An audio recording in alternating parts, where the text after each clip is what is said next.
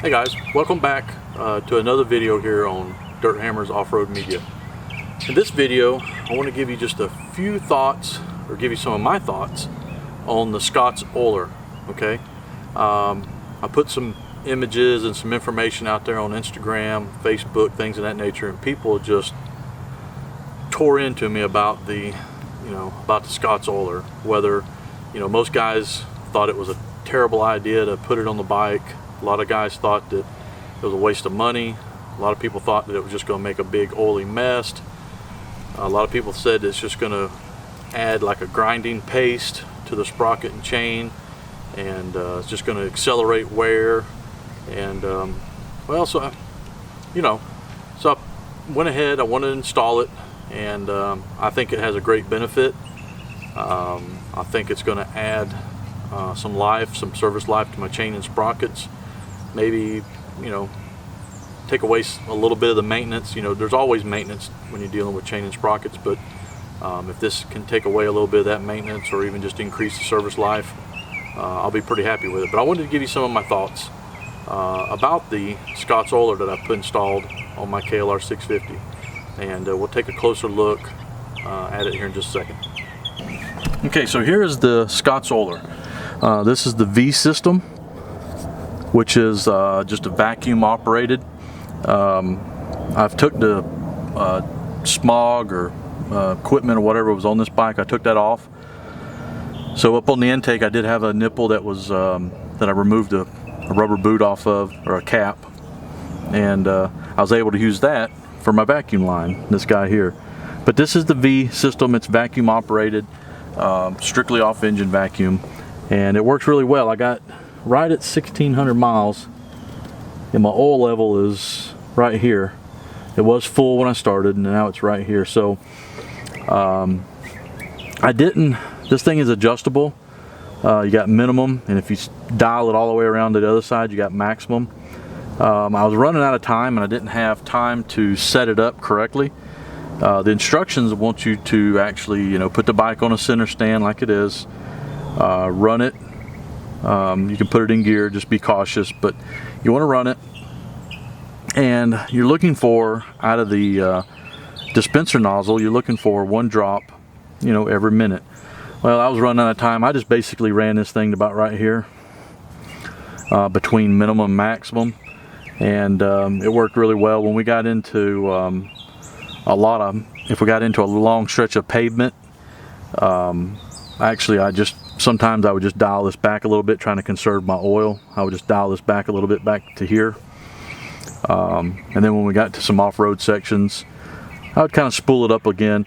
And some of that reasoning is because of the oil. The oil that comes with the Scottolier and that you're supposed to use in this is actually a cleaner, and kind of like a solvent. It actually cleans and dispenses a lot of the dirt and debris off the chain and sprockets, and we'll take a little closer look at that here in just a second. But I know a lot of guys, when they have oiling systems, one of the biggest problems is guys that I've seen on the internet, and some of the research I've done, is a lot of times once they run out of the oil that comes with the Scottolier, they end up using something else. I've seen guys put ATF oil in here, another kind of lightweight oil, and that's when they start to accumulate a nice mess, I think, on the sprockets and chain. But overall, I'm really pleased with it. Before I ride next, I need to set it appropriately, and that way I can just set it and leave it alone.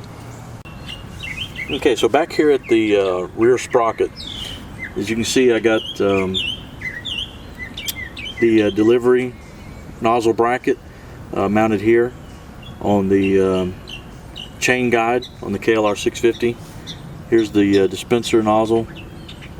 Just a nice, kind of like a flexible, hard piece of plastic tubing. And as you can see, the way this system works is it uses centrifugal force to actually distribute and sling the oil into the sprocket teeth and onto the chain rollers. This is an O-ring chain, so you're not necessarily worrying about lubricating the roller pin. You're just wanting to get some lubricant on the other metal parts that are making contact with each other, and that's basically going to be your sprocket teeth, maybe your inner and outer side plates, and the actual roller itself. And the way they designed this is when you're using the correct oil, the oil is actually, like I said, being slung into the moving parts with centrifugal force. And also what that's doing, it's designed to sling the oil off the parts. That's why it's constantly reapplying it as you're riding.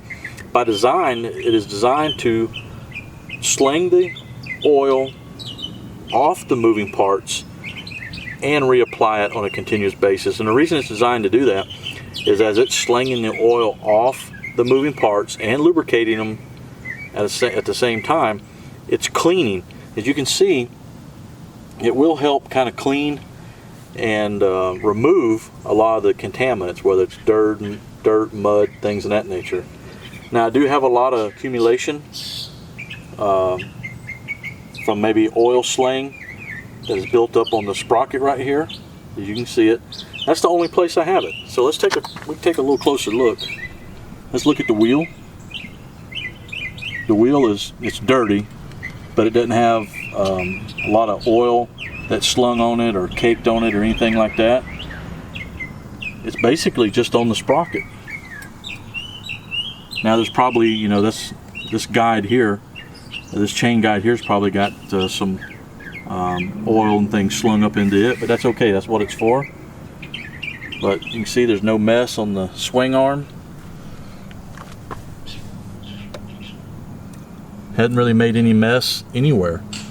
So yes, it does sling oil off, but I think if you're using it at the right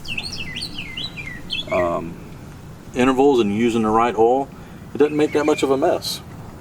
So here's where I got the V system mounted. You can see it's just on that down spur on the KLR 650.